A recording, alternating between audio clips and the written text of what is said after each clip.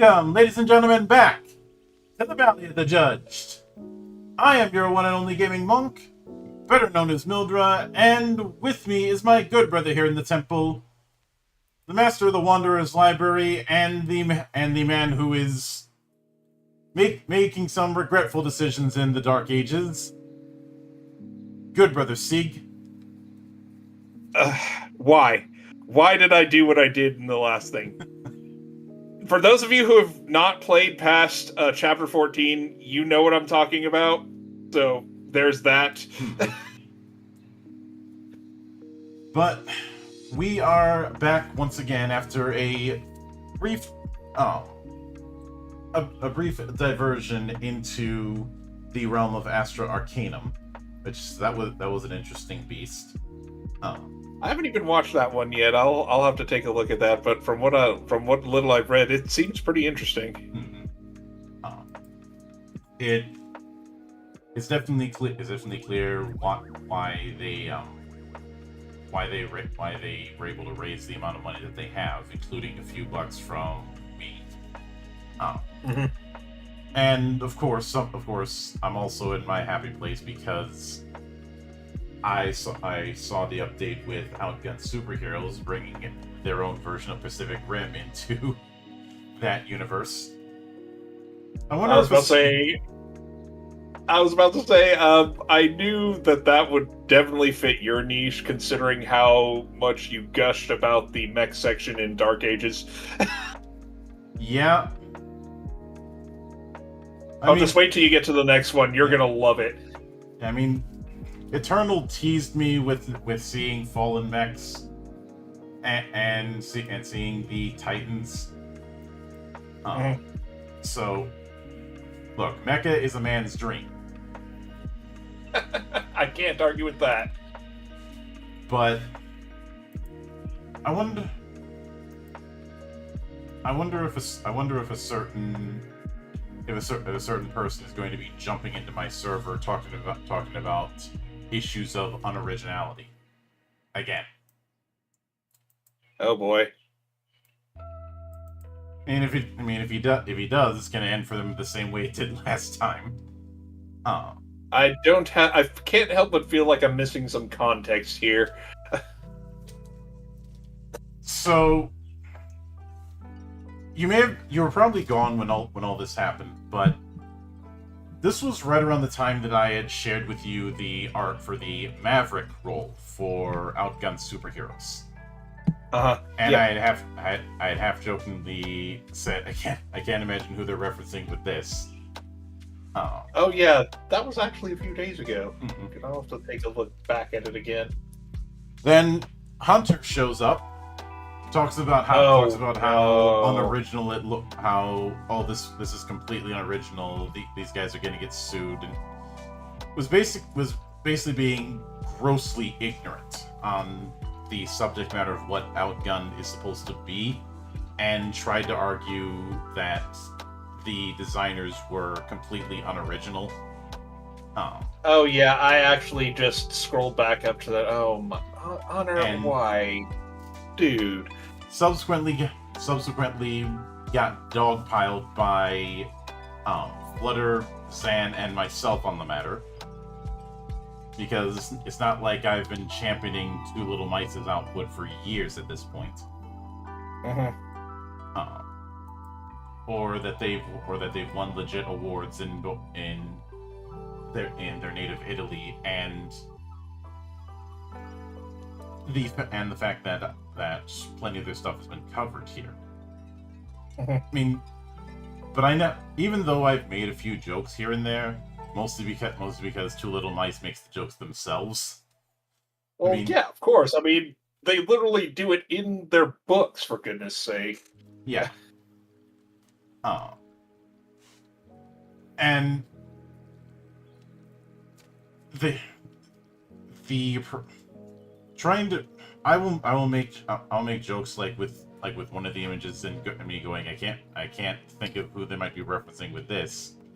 That's tongue in cheek, but Yeah. he was all but accusing the Two Little Mice of plagiarism.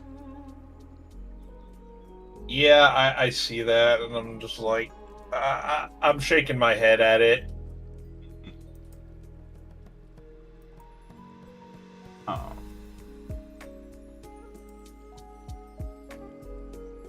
It makes me almost want to scream. It's like, I would at least say, this is a blatant ripoff. Like, it's not really so much a ripoff as it is a parody, but even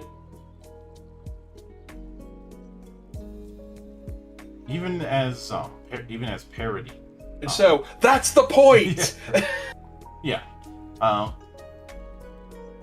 It is no more of a ripoff than, say, the Barbarian that's appeared in several early D&D books is a quote-unquote ripoff of Conan.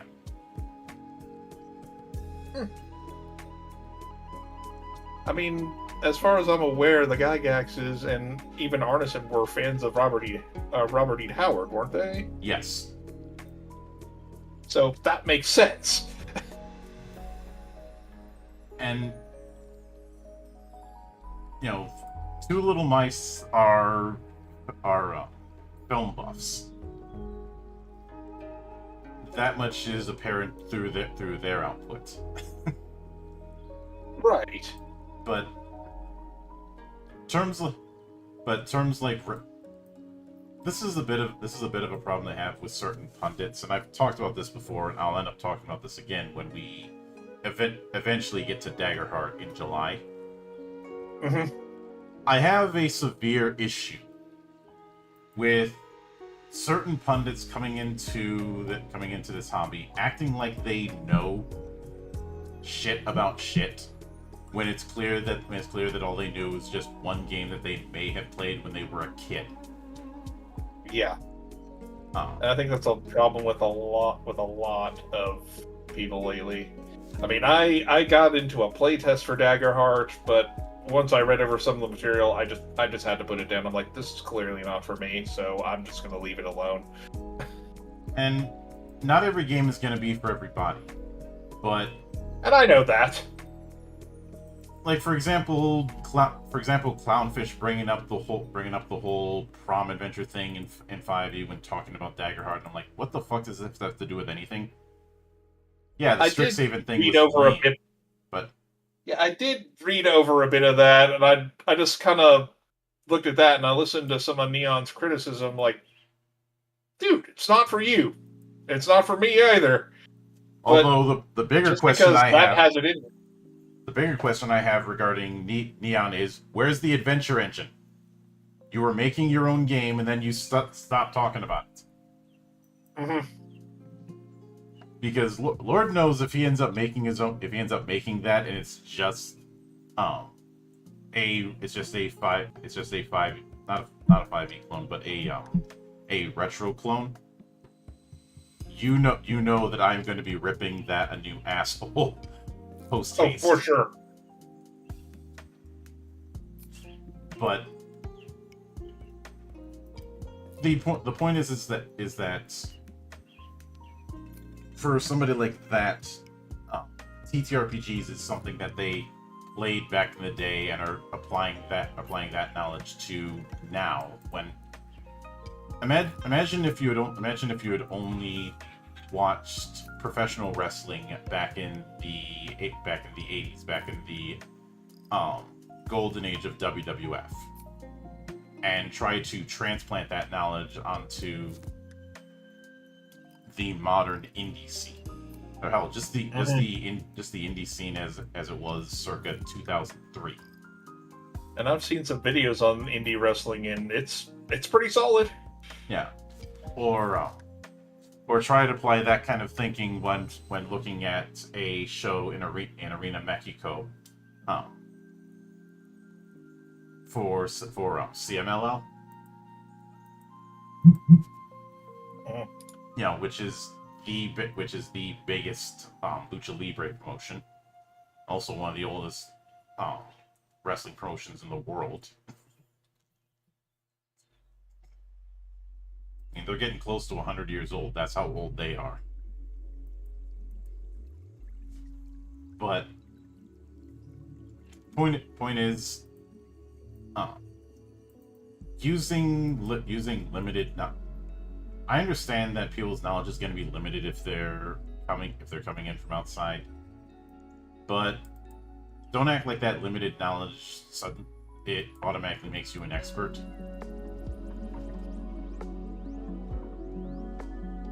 It's the way that's the way you'll get your ass kicked.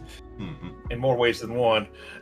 Yeah, but enough of that. So let's get back to some vampires. Yeah. So last time we went into equipment and a bunch of other stuff we were supposed to have spread out over several weeks, but there wasn't a natural break point, so we just kept going. Yeah, the way this book was broken up is it's broken up into large chunks. Rather than getting their own individual sections. Yeah, and this is a bit of a habit with White Wolf games, and it's carried over here. Speaking of, did you hear they're making a comeback? I did hear about that. All that it is really just a rebrand of the World of Darkness label under Paradox to the White Wolf name. Fair. If I'm being honest, I'm not all that impressed, because all I see is just a name I see a name change to attract some member berries. Mm-hmm. But the problem is, you still have the issue of a lot of the White Wolf associated people aren't coming back. And you still have the issue of the fact that Onyx Path still exists. Yeah. Which, and while I disagree with this, a lot of people view that as the successor to White Wolf. And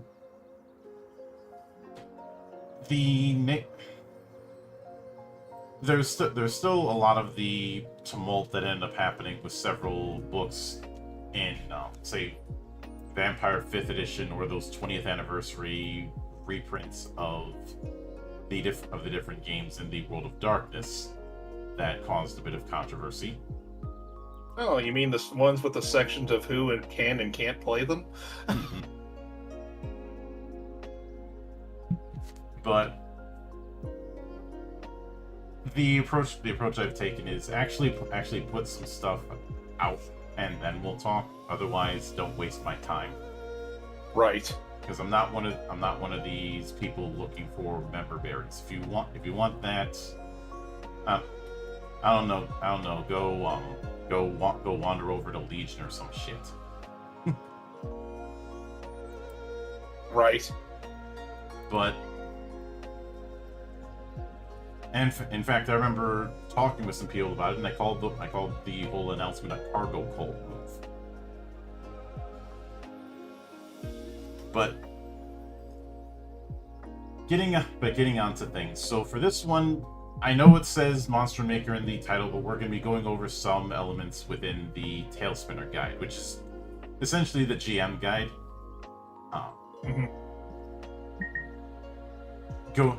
The first thing that we have is the law of drama.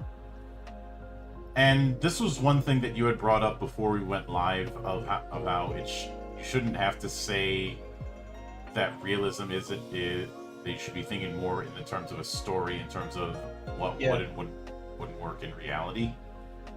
It was more because I was reading, like, the Tailspinner 20 system is designed to follow the laws of storytelling and less so reality.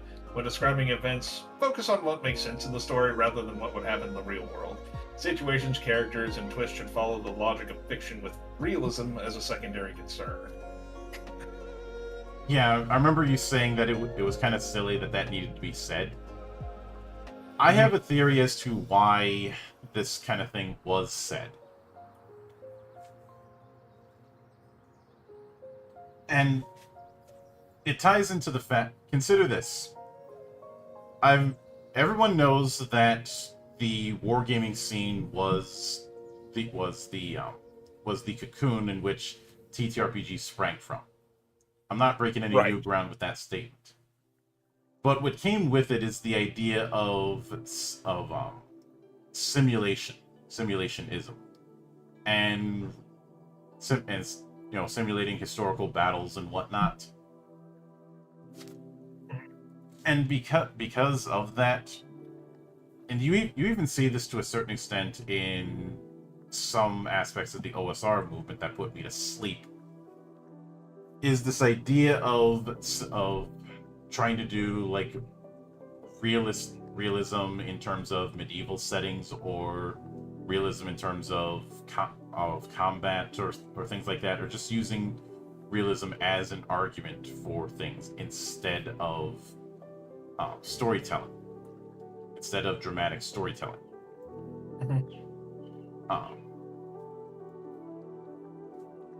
And that sort of thing is still present in the brain rot. How many times have we seen people argue about how realistic or unrealistic a certain thing is? Too damn many.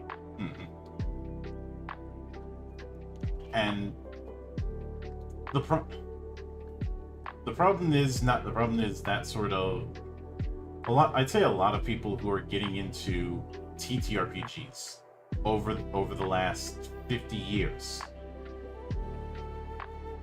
are getting into them with a background in the case of fantasy RPGs, fantasy fiction.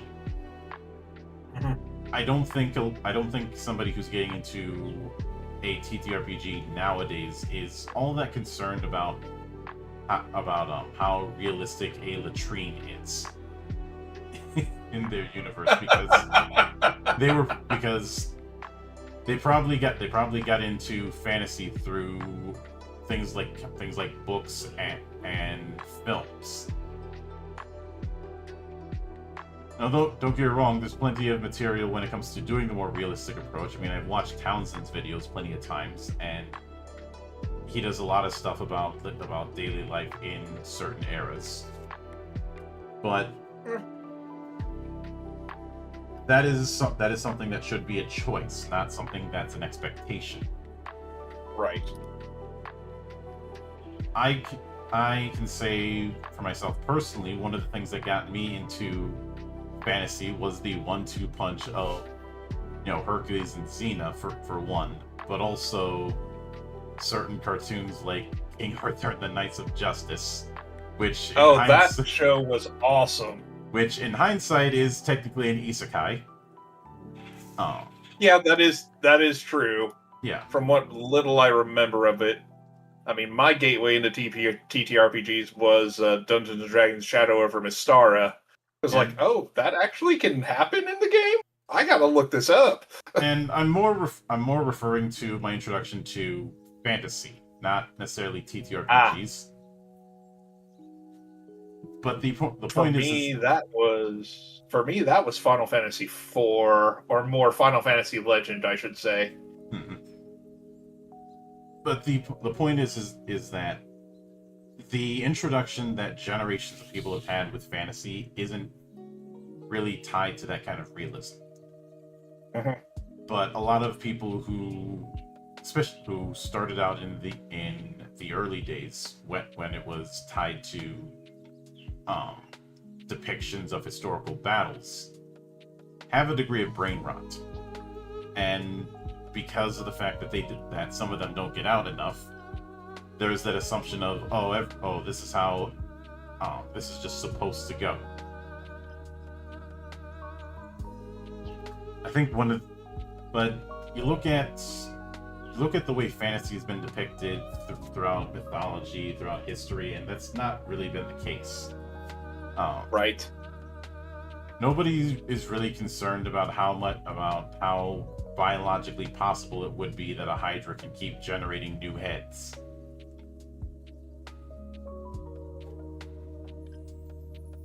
Or how a lion could have skin so tough that normal weapons can't pierce it. Or how one can fight a damn river.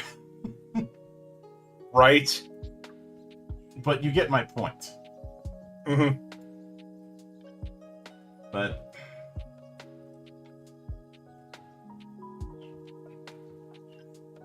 now, admittedly, the setup about gritty and grim, this kind of approach here,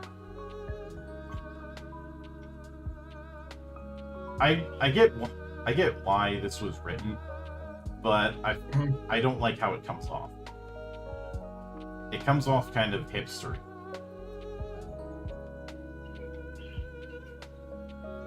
Yeah, I do kind of see that kind of just skimming over this. Especially referring to the shallow superheroic vision of heroism. Like, that kind of thing, or saying that it's an old school anecdote, that's not necessary. You end up coming off like Old Man Yells at Cloud with that kind of shit. I don't know. My interpretation of this is kind of like a game I absolutely love called Demon's Crest, where you're basically playing a bad guy, and there's nothing wrong with that. Yeah. Like, I get the intent to show that this is a more harsh game, but for one, I don't see why this needs to be in the GM section. And two, I really feel the tone of a given campaign, a given table, is going to vary. Certain folk are going to emphasize certain things, and there's obviously I'm not saying run superhero kind of stuff in a game like this, but I also think that one shouldn't be so focused on an us versus them mentality, which this kind of thing does provoke. I mentioned this on. Good. Go ahead. I mentioned this on. I was gonna. We gotta find a way to make this work. I will briefly state that I've said on Twitter that one of the worst ways to advertise a given RPG is using the phrase "unlike other role-playing games," because the person who's making that argument is only thinking of a handful of role-playing games.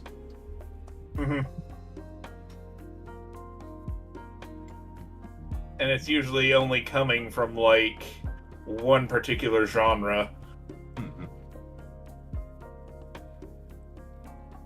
And that's fine, but don't act like you know the vast majority. I get that the intent is to say embrace failure, embrace the fact that you're not going to be the heroes that always save the day. But I think there's a better way to go about it. And if ideally, if I was in the editor's room, I'd just have that gritty and grim page cut. Mm-hmm. Oh. I mean, for me, this whole gritty and grim thing reminds me kind of like Vampire Hunter D, where yeah, it is dark, it is grim, and things are really bad, but there's still glimmers of hope here and there. You're not always going to win, but there's still the future is uncertain, as it were. Yeah. And there's a reason why Wild Arms is one of my favorite RPGs. I'll put it that way. But the thing about trope style play, this is something we've talked about rotating casts that the players and the GM control. That is a very Ars Magica thing to do. So that DNA is certainly there. Yeah. Then then we have a bit about sagas, which is the more long-running things. And some of the bullet points are certainly apropos. I think the only one that I have a little bit of an issue with is build a setting, not a plot. If only because building a setting, building the sandbox is nice and all, but you need to have some sense of direction as to where the GM is taking things. Mm-hmm. I can only go with this whole build a setting, not a plot, if you're dealing with a keep on the Borderlands kind of campaign. But not everybody's going to be doing that. In fact, the vast majority won't. That is strictly a hex crawl affair. And what's funny is that with, creating a setting, not a plot, there's a section later in this thing with Storycraft that kind of directly contradicts that. Yeah. The whole choosing a master plot. Uh-huh.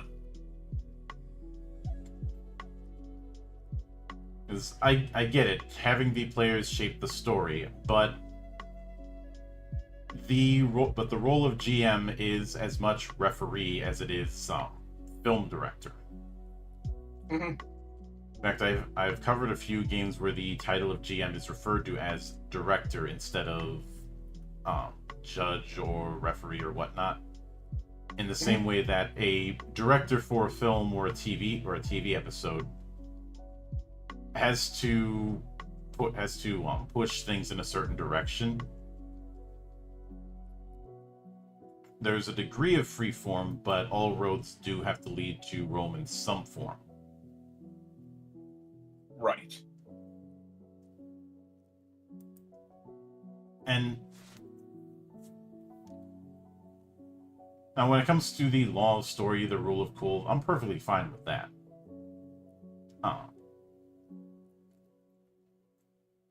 And when it's talking about scene craft, a lot of the stuff there is perfectly fine, as well as setting up the scene. You see, and I'm actually glad that we have the different types to give a bit of guidance, especially for newer GMs. Same with scene shifts and snap scenes, which are meant to be very quick ones.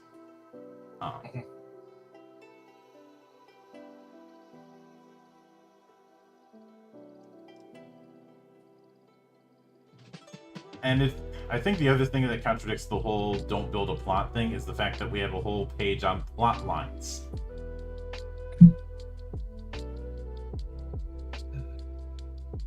I do like the artwork of some of the fangs over in the stake scenes. Yeah. And having things like main plot, different named foes, the keys to a big bad, raising the stakes. and the zen of combat. Oh. Kind of directly contradicting what they're trying to, present. Yeah. Now I'm fine with the idea of no balanced fights. I definitely think there's a bit of brain rot that people have regarding what a balanced encounter should be. Not even in my games do I have balanced fights. Mm-hmm. I was like, look, you guys are able to run if you need to. You don't have to stand and fight. Yeah. If you do, that's on you.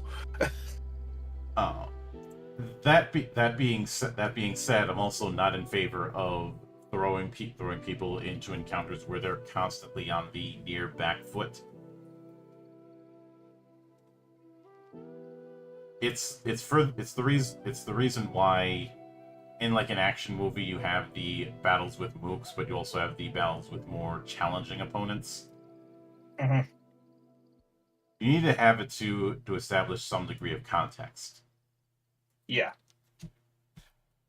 I mean, every now and again I'll throw a fight that is not balanced, but is very possible to win if they play smart and they play to the role that they've chosen. Yeah. At the same time, I do think that there are certain instances where having an encounter where certain enemy types do get mowed through is just as valuable as those encounters where they're on the back foot. Oh, I have plenty of those. I mean, I even list some of the enemies I use, like fodder, medium, heavy, that type of thing. I know some might look at that and go, "Aren't you making those encounters too easy?" Not every encounter should be akin to fighting a dragon solo. Mm-hmm. We don't see that in film. We don't see that in video games. We should not see that in tabletop games. You don't really see it too much in like fantasy fiction either. Mm-hmm. Oh, motherfucker! And thank you, paid for the raid. For those of you who do not know me, my name is Mildra. I am your one and only gaming monk. And good brother Sieg and I are going through the Tailspinner section, the final section of FangKnight. And for those who do not know me, I am Sigmund Orlando, the World Wanderer. I do a lot of role-playing game content, as well as getting into TTRPGs. So let me give you a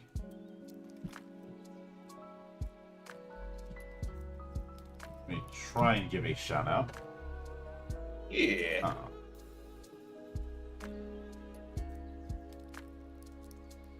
It looks like it worked. Yeah, looks like it. Yep. But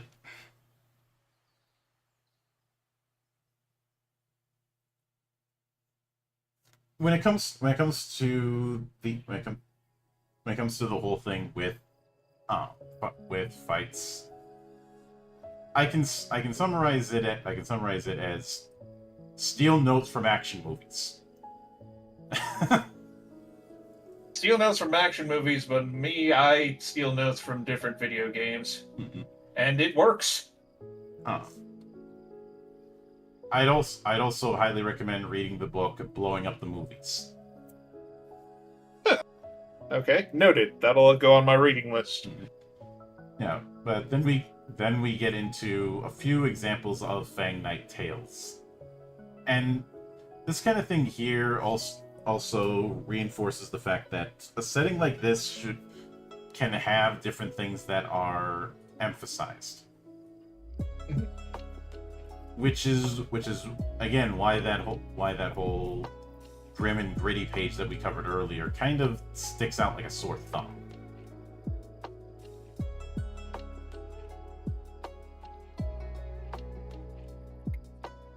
because even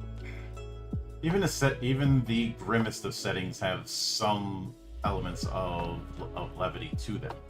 I mean, you brought up Vampire Hunter D earlier, and well, the hand exists. Yep.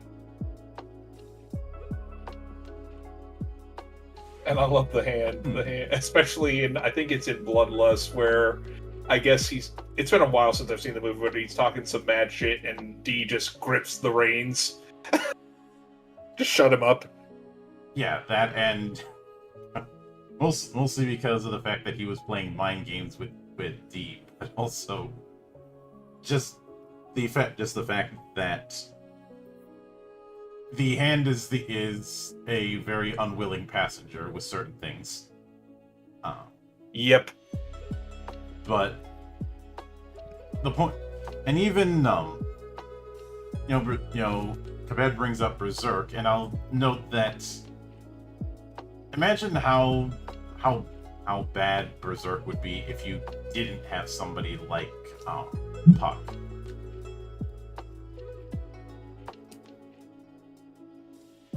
Jeez, even in my own games, and I know I reference them a lot, even I have some kind of comedic thing to kind of break up the otherwise more horror-oriented aspects. Mm-hmm. Gotta keep it interesting. You can't just have it all be serious and dark. Yeah, I don't know who came up with the concept, but when it comes to relief, or whether it be comic relief or otherwise, there's a concept of a rubber band. As the story goes on, you're stretching and stretching that rubber band, and you eventually have to let go before you end up snapping it.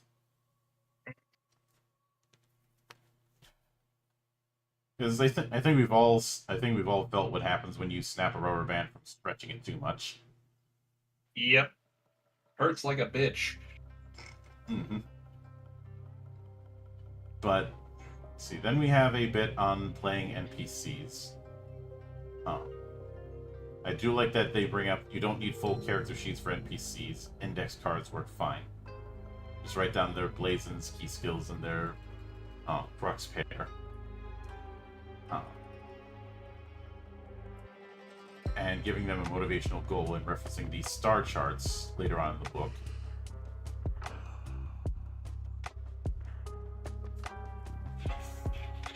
We also have the powers that be, which can be a wide variety of things.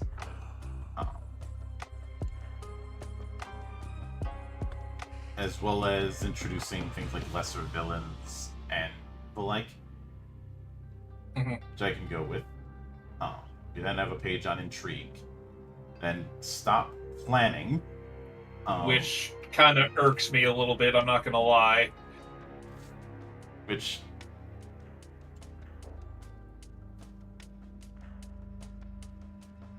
I think I get the intent. The intent is to not plan out your campaign like you're doing a script. Yeah, I get that, but I think saying you should prepare instead of plan is kind of splitting hairs. Yeah. Because I get the romanticism of the shared experience and just improvising everything, but not everybody is going to be as adept as others when it comes to going full improv. Not everybody's a method actor. Like this, yeah, and I get it. You don't want to spend a lot of time, over preparing for things, because you'll get bogged down into, as you said, a script. Mm-hmm. At the same time, though, analysis paralysis is a thing. Mm-hmm.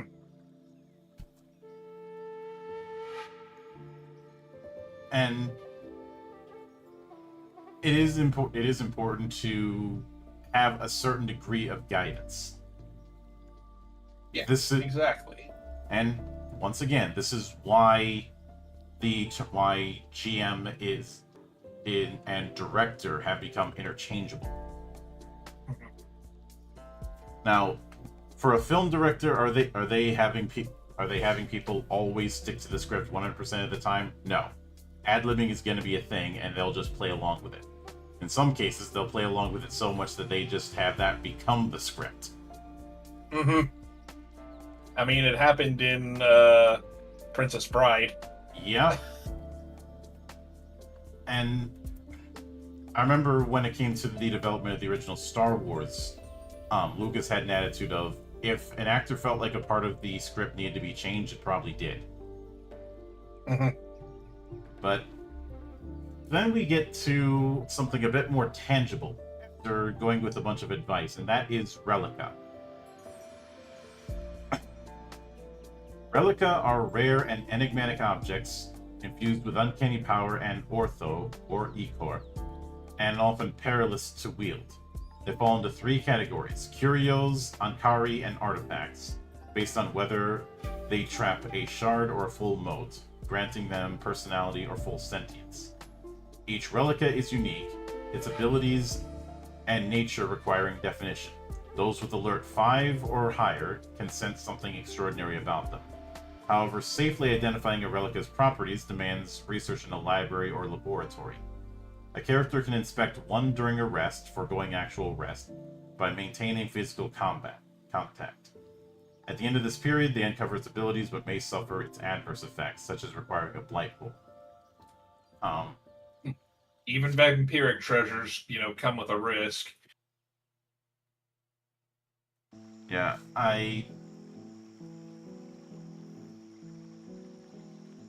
when it comes to identifying properties needing a library or laboratory, I'm kind of iffy about that. So I'm not sure if there's enough of a justification for it. I think it really is dependent on the table. Mm-hmm. But again, curios are the lowest type. These are strange, uncanny curiosities with no personality or sentience, but imbued with ortho. They usually possess a single minor power, such as +1 damage die for weapons.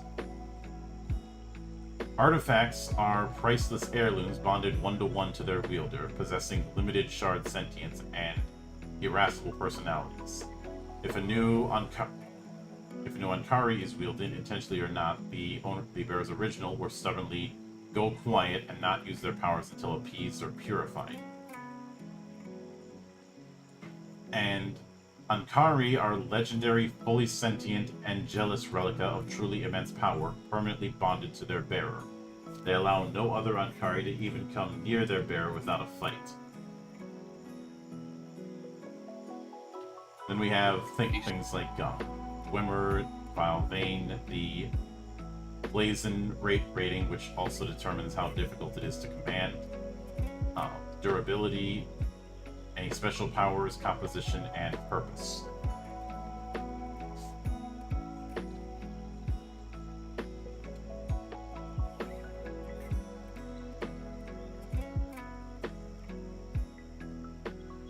But we also I was about to say, and of course, with the relica, we also got cursed items, so Yep. Cursed relica here. Mm-hmm.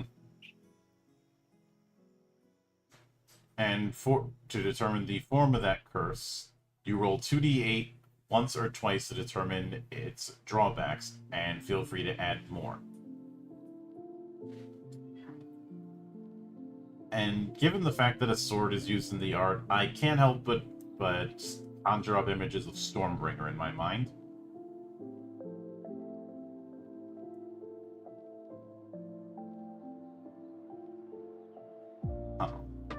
Have you ever read the Elric books? I have them. I have not started them. I'm currently reading the Monster Hunter, the first Monster Hunter book. Yeah, Stormbringer was the demon sword that Elric had that made it so that he could actually fight on decent footing instead of having to rely on a bunch of drugs because of how frail he was. Mm. But Stormbringer also demanded souls. and it usually ended up being sold to people who are close to him. Follow the black sword from Ultima 7. Where do you think they got the idea? I mean, it makes sense. Yeah, but then we have a few common relica, and these would be, I think these would be low-level curiosities at most. Things like the Hearthbone button. A bone button that, when burned in a fire, reveals the last domestic conversation had in that room, whispered in smoke.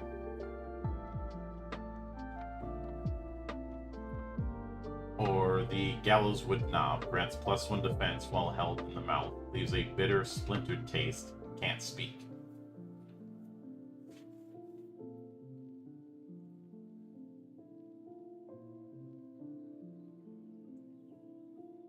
Now, these would have, in something like Numenera, these would be the akin to, I can't even say ciphers, but the lowest type of item, stuff that isn't going to take up slots, but is not going to have a whole lot of impact aside from being very situational. Right. Then we have Legendary Relica, and these are either all Ankari or artifacts. For example, the Abyss Brand Gauntlet, a clawed glove that drinks spilled blood and enhances the wearer's strength, +2 for scene. If it goes too long unfed, it weakens its owner and puts them in hunger. Good lord. I kind of like the Vox Tenebris. It's a mask of pale bone that, when worn, allows the bearer to command lesser vampires, but whispers dark truths that make the wearer doubt their own free will. It has a secret master.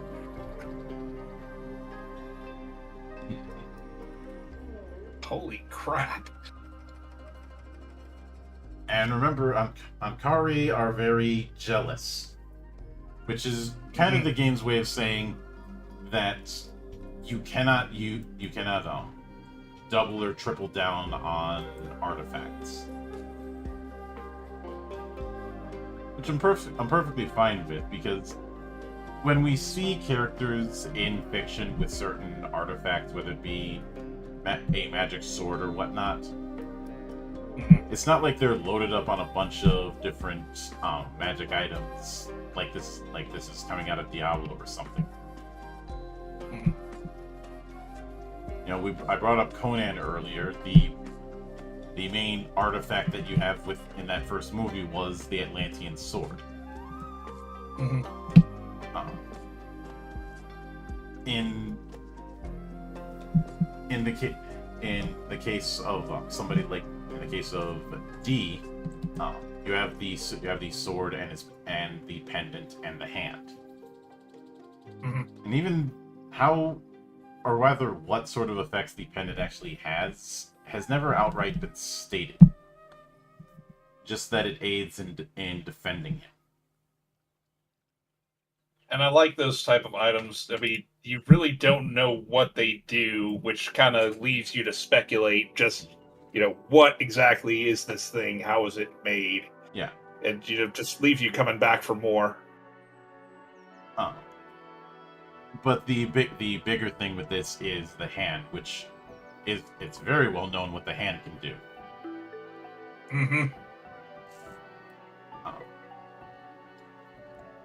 But then we have Monstryn. Essentially monsters. The voices of the Monstryn are the echoes of forgotten fears, the whispered warnings of old tales brought to life in the dark. They do not simply growl or howl. They unsettle, they unmake. Whether they be tall tales, folklore, things that go bump in the night, or skulkers of dreams. These rules allow you to bring to life the primeval horror that latches to the ancient recesses of the mind to strike fear.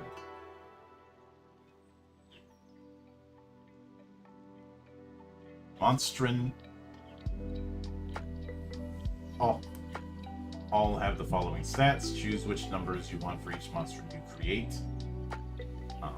So first, the Dwemer, what the dominant Dwemer is. Hit points from 1 to 40 if 4 or less treat as minions. I think just saying hit points are between 1 to 40, I feel like that's a little too non-specific. Damage is calculated by each kind of attack. They only roll once to hit, but might have many kinds of damage dice. Can be any combination of dice d4 to d12, be inspired by various weapons. And then defense, speed, alert, and ortho. Available when a shard is released. I feel like I understand giving the ranges here, but I feel like that's a little bit broad. And a new GM is not going to have all that much context. Right. The fact that these Monstryn can apparently be born from the mind or from, basically your fears. Mm-hmm. That's pretty badass. Then we have abysmic perils, so the kind of things that you'd find in the underworld, and probably on the other side of a firehold as well. Going with some. This is where they go into some of the factions and some of the Monstryn that you could find, but in each case it's a description. But also what some mortal factions might look like. And then going into the kind of adventures you might see in cities. I love how Kabed is like, I don't know, the green one looks more friend-shaped than monster to me. On one hand, I could see it. On the other hand, I know what wild hogs can do. Mm-hmm. And wild boars. There's a reason why they were a hunting target. There's also a reason why wild boars in certain parts of the U.S. Are such a problem that the local government will pay you to kill them. They are just mean. Well, they're a 20-pound meat list. They're a 20-pound meat missile. He's like, oh no, I was talking about the lizard. I'm thinking she's talking about the art in the Abysmic Perils. Or they were. Yeah, see... I'm Southern, I don't mess with the boar. I mean, that makes sense. But... see, then going into a bit on minions and some of these setup. I feel Let's like... go back to a moment for the mortal factions. Because I have to make this joke. The Legion, the Arcanum, and the Church. Of course you... of course. In the time it takes you to make that joke, somebody who's playing Hexen has already had to deal with another spawned Atten. Yep. I mean, I just killed one just a few seconds ago. Seriously, fuck Hexen. It's not bad. It's just very, very needlessly cryptic. Handbraking. Yes, that I can't argue with that. See, but then we have an example of city foes, which is... it is nice, but I once again, I feel like the setup for creating monsters, or creating oppositions in general, if monster is too specific of a term, is maybe a little too broad for its own good. I get the whole it's a story, so fill in the blanks, but giving some degree of context, like just one sample stat sheet for an NPC or for opposition, is that really all that much to ask for? Yeah. Let's see, but then we have night foes, and some of them can have special powers, such as Shout Challenge. Propel a foe to face them or lose a crux. I can just imagine, your mother was a hamster and your father smelled of elderberries.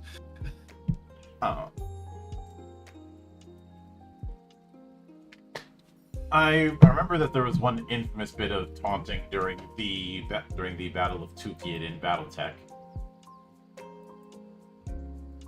which was stated in a way solely to insult someone's honor, because they knew they would have to challenge them and walk right into an ambush. Oh God, that's just mean.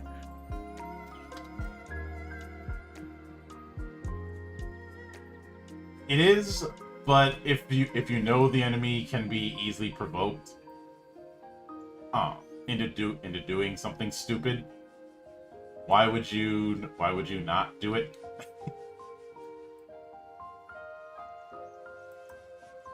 And suddenly I'm thinking of Roy Mustang in Full Metal Alchemist saying, "Oh, I don't know if I can hit such a small target," specifically to bait out Ed, who was hiding in the crowd, and his attitude is, "Well, I found him, so now it's free reign, even if he is hiding in the crowd."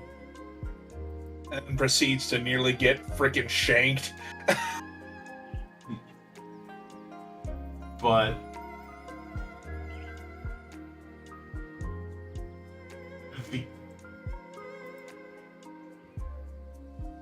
I found the quote, which this was probably the most ballsy insult that could be said in the Devil's Bath part of the Battle of Tukid.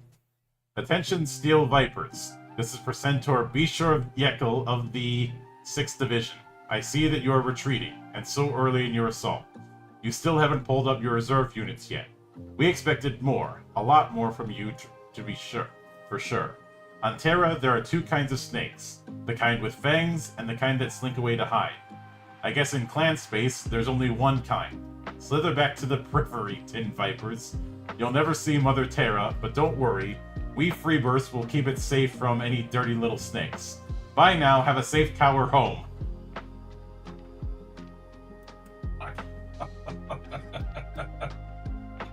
Oh man.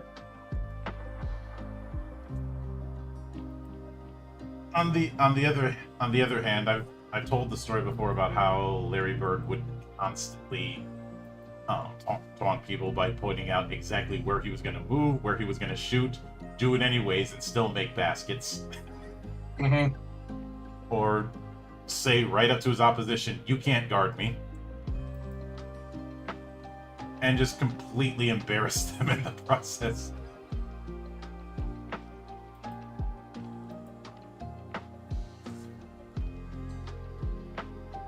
But point is, taunting is a viable strategy. Then we have church foes. I will be severely disappointed if I don't see at least one armored priest shouting, "I kick ass for the Lord." I know, right? There has to be at least one.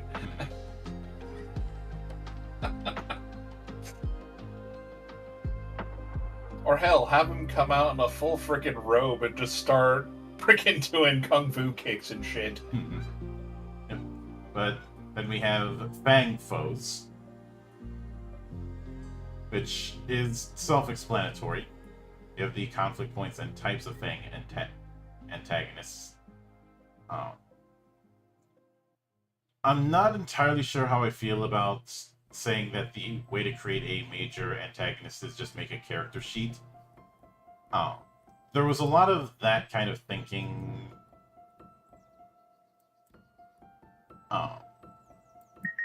back in the day.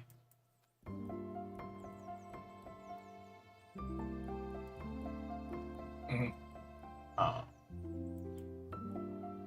But I always felt that in doing so, you're kind of putting an excessive amount of work on the GM, which I think is the reason why that whole characters and NPCs are made the exact same way hasn't stuck around all that much.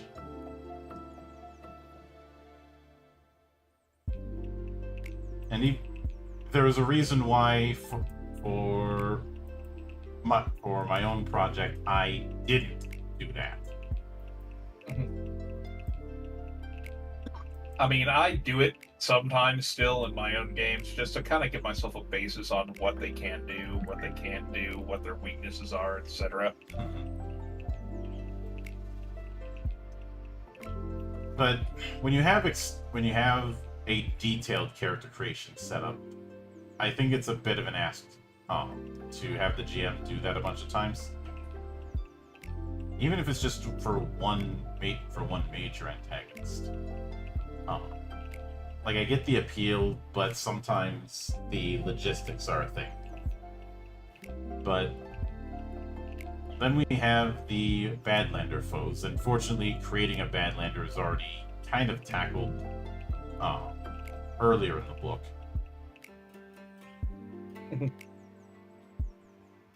We also have Wereborn, which is going to be the equivalent of werewolves. That will be more of a thing in the future. Yeah.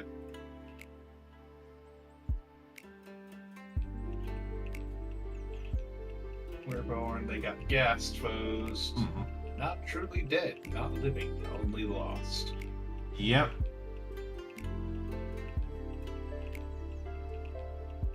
I do think this is when the other games in the Lost Lorn universe come around, these two are things that I think are going to be revisited in a bit more detail. I have a feeling that the church and the knights are probably going to be their own thing as well. Maybe. They're probably going to be combined into like one book.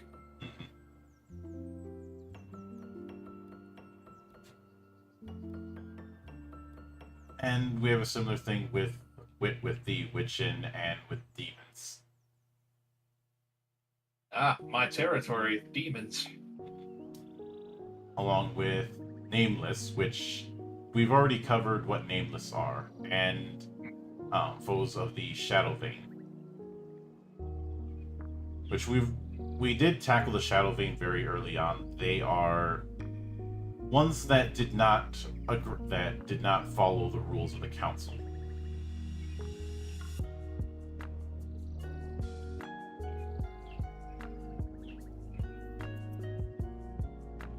And lastly, the Trow and some of their uncanny abilities. But then it gets into the star charts, which seems to be a guiding chart for making for putting stuff in on the fly.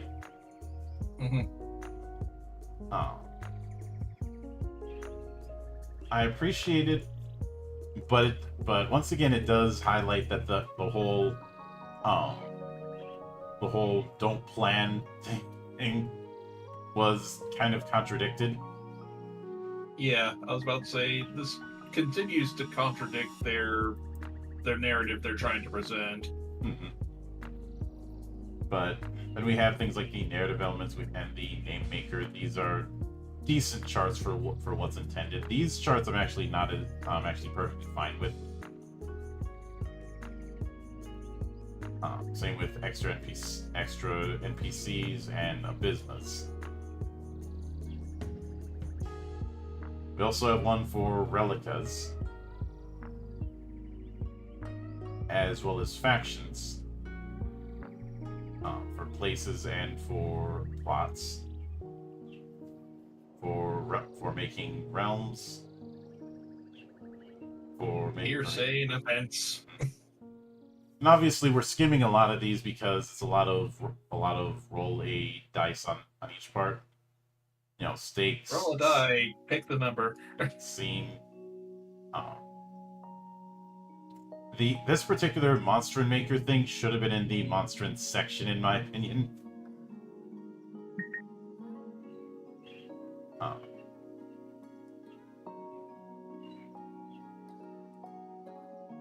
And you know, a lot of I'm not saying you're going to be using these in every session, but they're good to have when you need to fill in the blanks.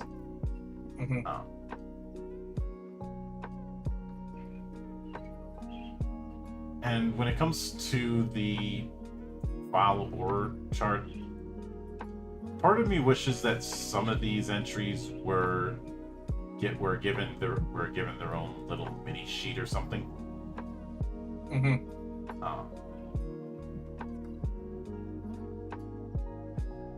I have a.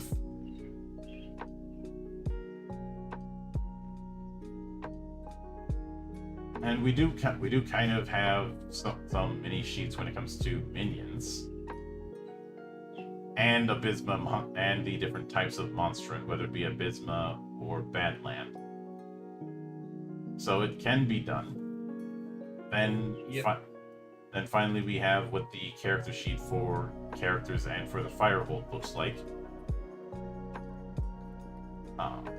It's not a bad sheet, but I do think the insistence on a one-page affair is going to create problems later on. Mm-hmm.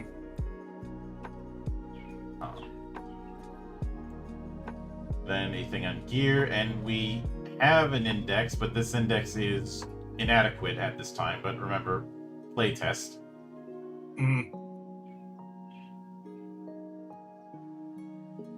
And that more or less covers things. So, with that in mind, what would you say your take is when it comes to FangKnight? I definitely want to play it. Definitely want to go into it. There's definitely some stuff that could use a bit of tweaking, for sure. I feel like that a lot of the sections are very dense and not really well organized, but, again, a playtest, that's kind of to be expected. So I like it. Yeah, it's definitely a bit of cleanup. Some of the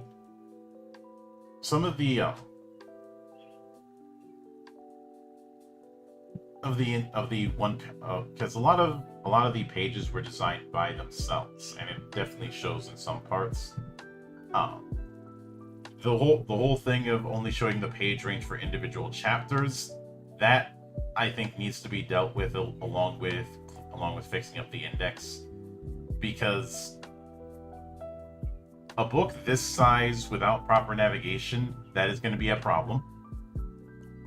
Yeah. Especially if somebody's looking for a specific rule within the book. Exactly.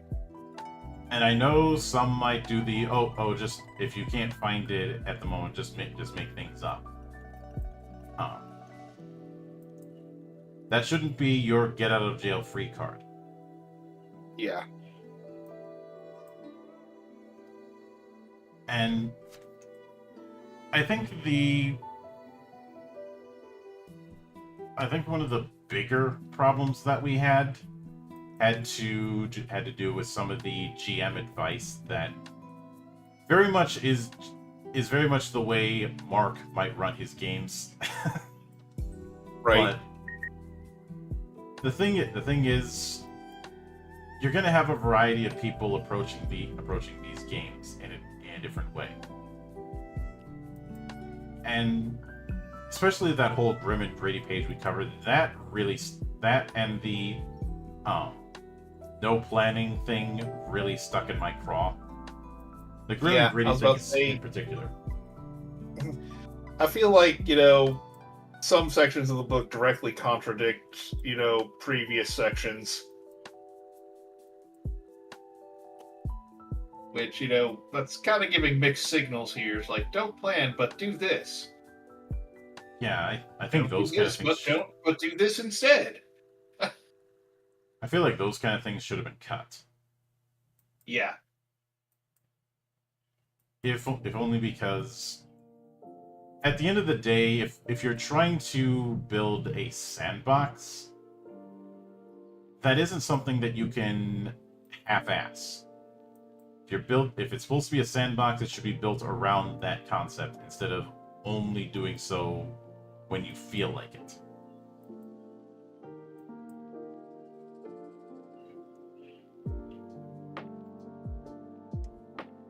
And a lot of games that are building themselves around a sandbox concept, they'll usually have different angles you can take as far as what sort of adventures you do. Mm-hmm. And I don't think this game should be any exception to that.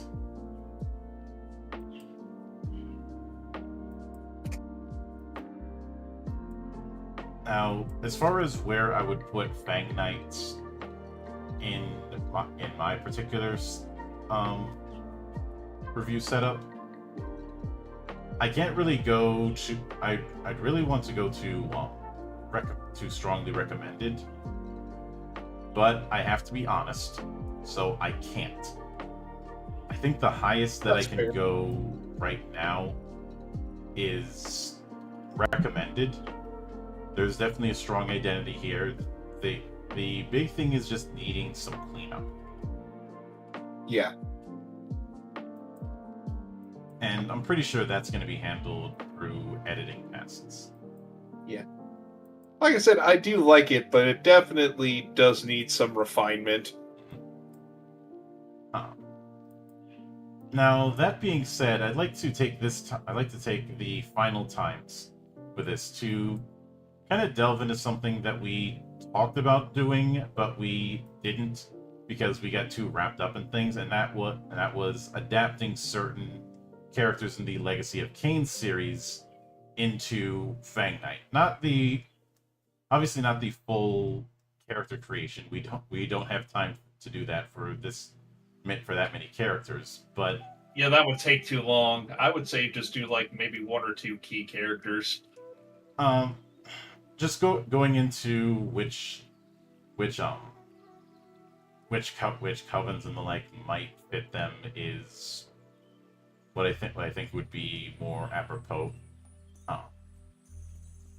As an aside, I do think a one-page adventure should be considered down the road for FangKnights, but like for example, of the different bloodlines and covens, where would you put, say, Raziel? Raziel. As far as that is concerned, I would probably say Khazadar. Mostly because, as far as he's concerned, Kain betrayed Raziel and basically turned him into something that he wasn't. All because he was jealous that he had wings and Kain did not. Yeah. Obviously, anybody who's played the games knows there's more to it, but perspective is a thing.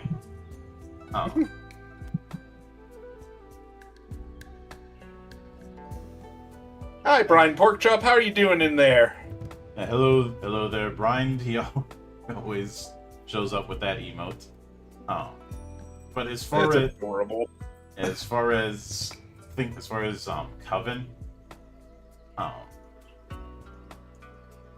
if I was dealing with Seraphan Raziel, I'd go with Injustic.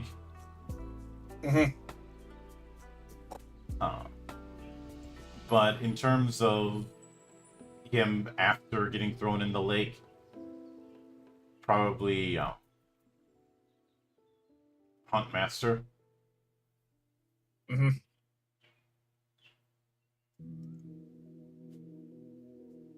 And as far as origin, well, he was highborn. But Yeah. as far as Kain, well, he's obviously also highborn, but Yeah. But as far as bloodline, I would probably say Marquisi. Because he was more eloquent in his speech. and he was, for a good amount of time, he was playing the long game.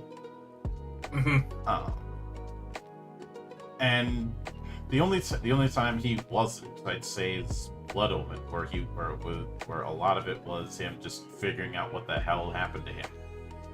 Yeah. And as far as Calvin, when it comes to Kain,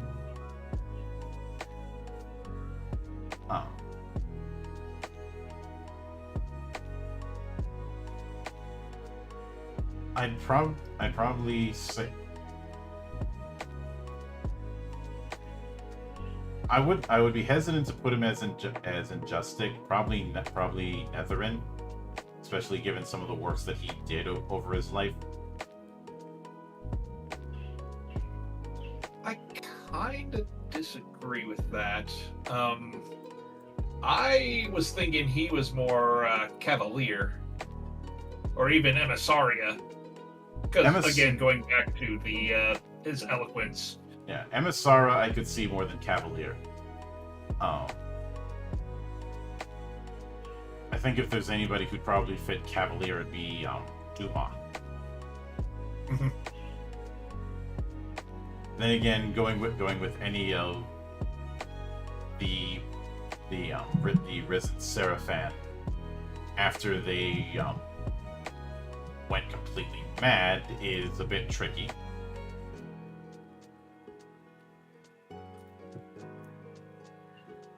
But someone who I think might be a good kind of adversary for this kind of game, oddly enough, would be Malik. Mm-hmm. If only because of the fact that if you try and fight Malik head on the way you try and fight anybody else, you're going to lose. I mean, with or without a body, he was insanely powerful. I mean, the only one who could really beat him was Vorador. And as we've established, Vorador is a bastard. So, Zaluria, definitely for Vorador. Because, as you described him, he's a hedonist. Yeah. Of all the different vampires in Nosgoth, he's the one who, from the word go, embraced being a vampire. Mm-hmm. And to be honest, I love those type of characters. It's like, I know what I am. What of it?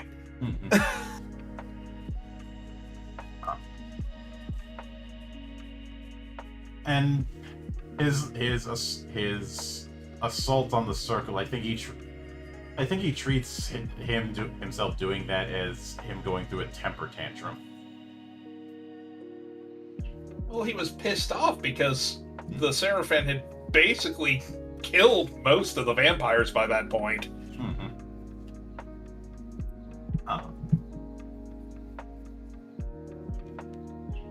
Because there are schemes within schemes within schemes. But as far as Coven and Origin, with Origin, I've skipped it a bunch of times because a lot of the vampires that we deal with are highborn.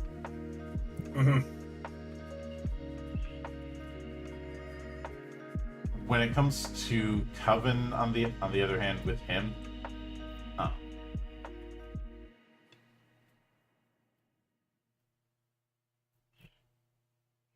I could. There's multiple ones that I could see. He does have a bit of a mentor attitude, so maybe you could stretch it to go with Domitor. That's kind of where I was going with that too, especially because Vorador, despite what he was very gifted in magic and the mystic arts.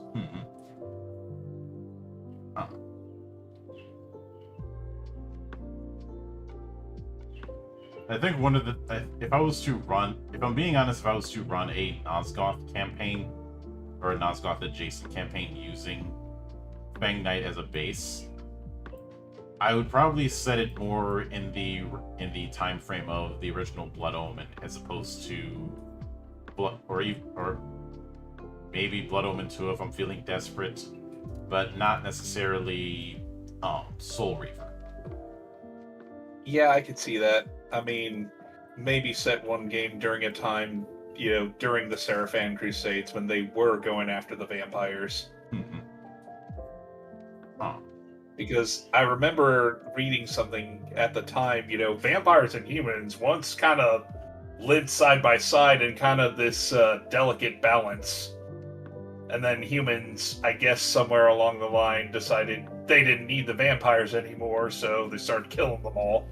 There's an implication that they were encouraged along that by either Mobius, which would certainly make sense. If there's Yeah, definitely, because Mobius was a son of a bitch. Or the Elder God, who was probably using Mobius as a proxy anyways. Mm-hmm. Because the Elder God in Nosgoth was very much a play both sides kind of individual. Even with the worship that he was getting from the vampires, his whole thing was all about himself, which is why he's referred to multiple times as a parasite. And I know that Mortanius also kind of played a role in the downfall of Nosgoth. Mm-hmm.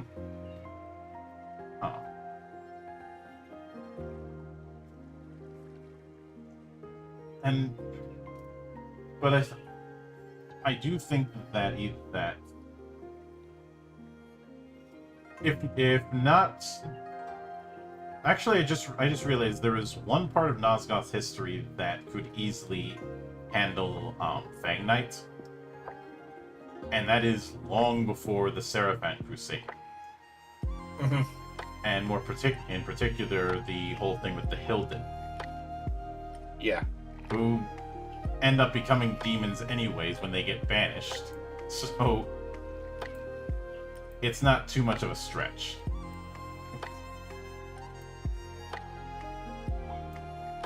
Especially since the whole premise with FangKnight is vampiric knights guarding hellholes. Mm-hmm. So it'd be easy to put 2 and 2 together. And like I said, the concept alone is just badass. Mm-hmm. Alright, we'll give you guys protection. You have to pay us tribute. Yeah. And now with that in mind, as far as what I'd like to see in the future from this sort of thing is, don't be as helicopter parent-y regarding how people play. People are going to play the way they're going to play. Give them a bit of guidance, certainly, but don't be a helicopter parent.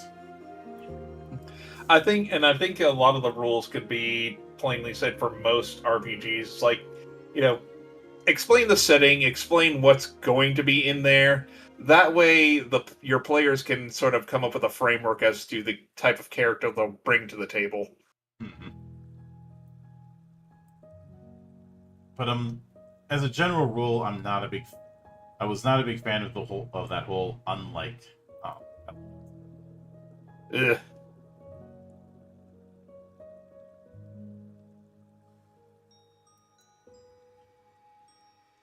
Just on general principle.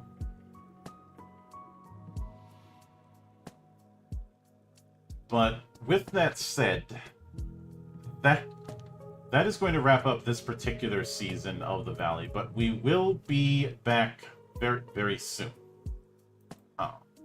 Now we do have the between season one shot, which let me check what we've got for that. So next week we're tackling Gimmick 0, which is one of Corey Burns' projects. And full disclosure, I did interview him about it, and I did back the game. It is a rules-light cyberpunk affair that is taking elements from Bubblegum Crisis, Katana Zero, and Mega Man Zero. Cool. And I know some of you who are new might be going, wait, you're going to cover a whole game in one episode? The game's not that big. It is a very light game. And in the weeks after that, for a good chunk of June, and we are going to be covering Farsight, which is a space opera game that uses 2d6 that is very much a successor to Star Wars Saga Edition. And I've taken a look at that. a brief look at that, and it is definitely something I'm looking forward to getting to know a little more. Yeah. Plus, instead of a D20, we're using 2D12.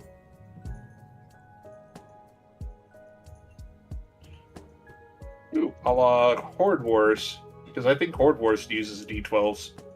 Yeah. But with that said, I will be doing one more interview tomorrow. It was a last-minute edition because the original one that I had planned wasn't going to be able to happen. But the universe has a funny way of writing itself. Right. And of course,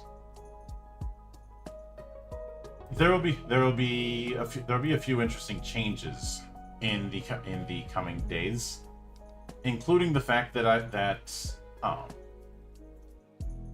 going forward on Friday, Tabby will be joining us. Nice. So please look forward to all of that.